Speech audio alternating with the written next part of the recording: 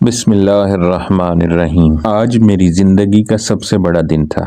میرا خواب شاہین ہوٹل آج حقیقت بن چکا تھا۔ مہمان آ رہے تھے، روشنیوں سے سجا حال، خوشبو سے مہکتا کھانا، اور میں کاؤنٹر کے پیچھے کھڑا اپنے خوابوں کو حقیقت میں بدلتا دیکھ رہا تھا۔ اسی لمحے میری نظر ایک بچے پر پڑی۔ پھٹے پرانے کپڑے، ننگے پاؤں، دھول سے اٹا چہرہ، اور آنکھوں میں ایسی بھوک جو جسم کی نہیں روح کی تھی۔ میں نے نرمی سے پوچھا، بیٹا کچھ چاہیے تمہیں؟ وہ کانپتی آواز میں بولا، صاحب 2 دن سے کچھ نہیں کھایا، ایک نوالا دے دو۔ دل جیسے کسی نے مٹھی میں بھینچ لیا۔ میں نے اسے کاؤنٹر کے پاس والی کرسی پر بٹھایا اور اپنے ہاتھوں سے کھانا لا کر اس کے سامنے رکھا۔ وہ آہستہ آہستہ کھانے لگا، پھر اچانک رک گیا۔ آدھا نوالا ہاتھ میں رہ گیا، آنسو آنکھوں سے بہہ نکلے۔ میں نے نرمی سے پوچھا، کیا ہوا بیٹا؟ وہ بولا، صاحب یہ آدھا کھانا میری اماں کے لیے دے دو، وہ بیمار ہیں، 2 دن سے کچھ نہیں کھایا۔ میں کچھ بول نہ سکا، میرے اندر کچھ بدل گیا تھا۔ اس دن کے بعد وہ بچہ روز آنے لگا۔ میں اس کے لیے الگ پلیٹ بنواتا، وہ آدھا کھاتا، آدھا اخبار میں لپیٹ کر لے جاتا۔ میں ہر بار پوچھتا، اماں کیسی ہیں؟ وہ مسکرا کر کہتا، اب بہتر ہے صاحب، دعا کرتی ہیں آپ کے لیے۔ میں نہیں جانتا تھا کیوں،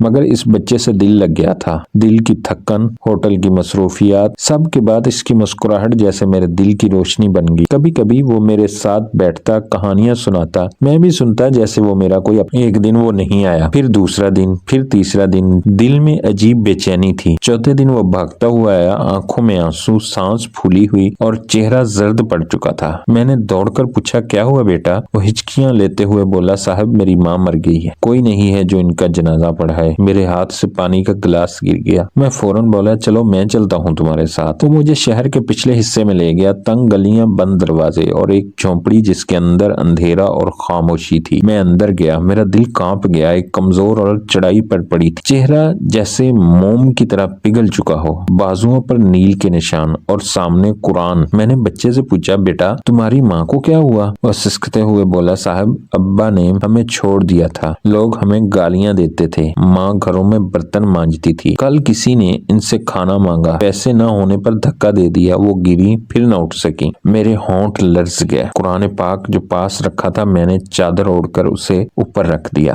اور اپنے ہاتھوں سے جنازے کا انتظام کیا۔ محلے کے لوگ اکٹھے ہوئے، میں نے غسل دلوایا، کفن دیا اور خود نماز جنازہ پڑھائی۔ بچہ میرے پاس کھڑا تھا، چھوٹے چھوٹے ہاتھ آسمان کی طرف اٹھائے۔ اللہ صاحب کو خوش رکھے، ان کے ہوٹل میں برکت دے۔ اس کی آنکھوں سے آنسو بہ رہے تھے مگر چہرے پر سکون تھا۔ وہ پہلی بار مسکرایا اور اسی لمحے مجھے لگا جیسے میری زندگی کا کوئی بوجھ ہلکا ہو گیا ہو۔ چند دن گزر گئے، میں روز اس بچے کا انتظار کرتا مگر وہ نہیں آیا۔ ایک دن میں نے فیصلہ کیا اس کے گھر جا کر دیکھوں۔ میں وہاں پہنچا، جھونپڑی بند تھی، دروازے پر تالا۔ پاس کھڑی ایک بوڑھی عورت بولی، بیٹا وہ بچہ یہاں نہیں رہتا، اس کی ماں تو مر گئی تھی لیکن وہ بچہ تو پیدا بھی نہیں ہوا۔ میرے جسم میں سرد لہر دوڑ گئی۔ کیا مطلب؟ میں نے کانپتی آواز میں پوچھا۔ عورت نے کہا، اس عورت کا حمل ضائع ہو گیا تھا، تب سے وہ ہر روز باہر جا کر کسی ہوٹل کے دروازے پر ایک خیالی بچے کے لیے کھانا مانگتی تھی۔ سب کہتے تھے وہ پاگل ہو گئی ہے۔ میں دیوار سے ٹیک لگا کر بیٹھ گیا، میرے جسم سے پسینہ بہ رہا تھا، میرا دماغ سن ہو گیا۔ رات پھر نیند نہ آئی۔ آنکھ بند کی تو وہ بچہ سامنے آ گیا، مسکراتا ہوا، ہاتھ میں پلیٹ لیے کہتا ہوا، صاحب یہ آدھا کھانا میری اماں کے لیے دے دو۔ میں چیخ کر اٹھ بیٹھا۔ میرے دل میں ایک ہی سوال تھا، کیا وہ بچہ حقیقت تھا یا اس